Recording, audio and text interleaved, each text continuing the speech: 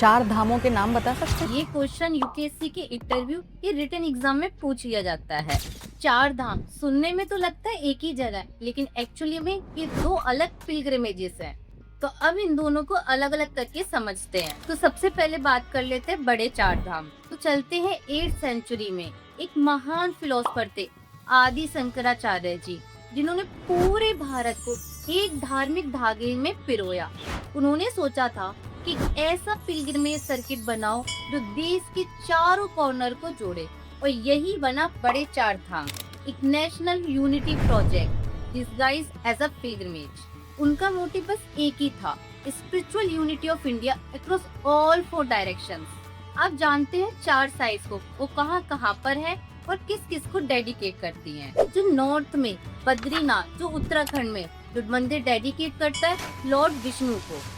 Badri T ने लक्ष्मी का रूप लिया और विष्णु जी को धूप से बचाया। अब चलते ईस्ट की तरफ, जगन्नाथपुरी जो उड़ीसा में है, जो डेडिकेटेड करता है लॉर्ड कृष्णा जी को।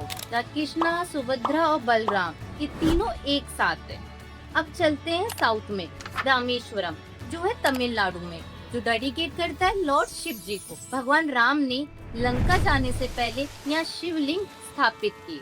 वेस्ट द्वारका जो गुजरात में, यहाँ लॉर्ड कृष्णा जी को डेडिकेटेड किया गया है। कहते हैं द्वापर युग का कृष्ण राज्य है। तो ये थे भारत के बड़े चार धाम, चारों दिशा में, हर डायरेक्शन में एक अलग देश था। अब बात करते हैं छोटे चार धाम। तो इसकी कहानी शुरू हुई थी पांडवों से। जब महाभारत का युद्ध खत्म हुआ, पांडव जीत तो गए थे, लेकिन खुशी नहीं, उन्हें सिर्फ गिल्ट था।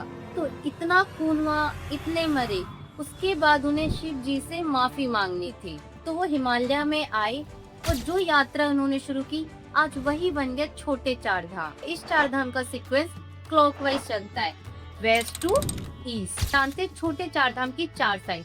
पहला यमुनोत्री जो उत्तरकाशी डिस्ट्रिक्ट में है, जिसे गॉडेस यमुनोत्री कहा जाता है। कहते सूर्य की बेटी यमुना का उद्गम, यहाँ से पानी की कहानी शुरू होती है। दूसरी साइड गंगोत्री, ये भी उत्तरकाशी डिस्ट्रिक्ट में कहा जाता है, जहाँ गॉडेस गंगा है। भागीरथी की तपस्या के बाद माँ गंगा स्वर्ग से धरती पे उतरी और गंगा का सोर्स यहाँ बना। अब तीसरी साइड केदारनाथ जो रुद्रप्रयाग डिस्ट्रिक्ट में है, जो भगवान शिव को डेडिकेटेड है। कहते हैं पांडव ने यहाँ एक ज्योतिर्लिंग बनाया जो 12 ज्योतिर्लिंग में से एक है, और शिव जी ने माफी दी।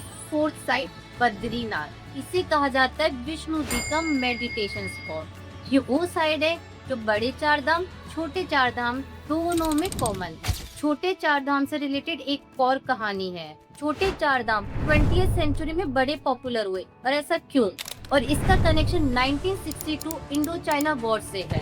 1962 में चाइना के साथ वॉर के बाद इंडियन गवर्नमेंट ने उत्तराखंड के बॉर्डर एरियाज में रोड्स और इंफ्रास्ट्रक्चर डेवलप किया स्ट्रेटेजिक रीजन के लिए।